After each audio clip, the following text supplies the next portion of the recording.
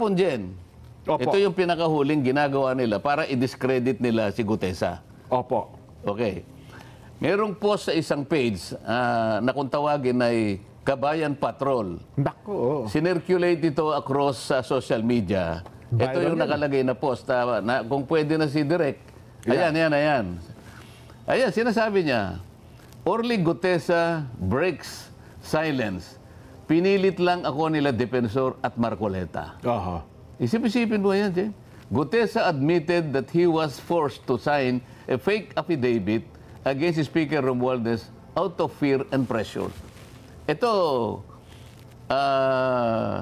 nakuha na namin kung sino yung gumawa nito eh. Yung page po mismo. Yung Opo. page na ito, ang ginagamit niya dyan ay mga troll farms, ha? Makikita mo na troll farms kasi pinakita nila rito, ang mga accounts ay Vietnamese eh.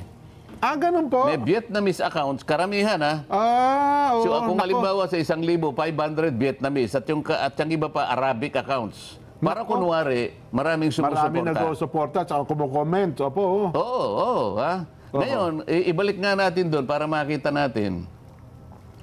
Kung makikita mo doon sa bandang ibaba, right side, Opo. nakalagay Kabayan Patrol. Kabayan Patrol. Yes po. So parang ginamit pa yung logo nung TV station. Opo. isang TV station para magmukhang totoo.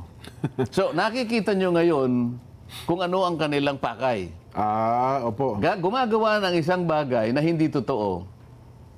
Pinilit namin ni Mike Defensor si Gutesa para gumawa ng isang salaysay. Yan ho lumilitaw dyan. O isang bagay na kabaligtaran. Ngayon, anong pakay ng mga... Hindi lang ito dyan, ha? Opo. Kasi kung punta tayo sa pangalawang slide dyan. Yan. Ayan.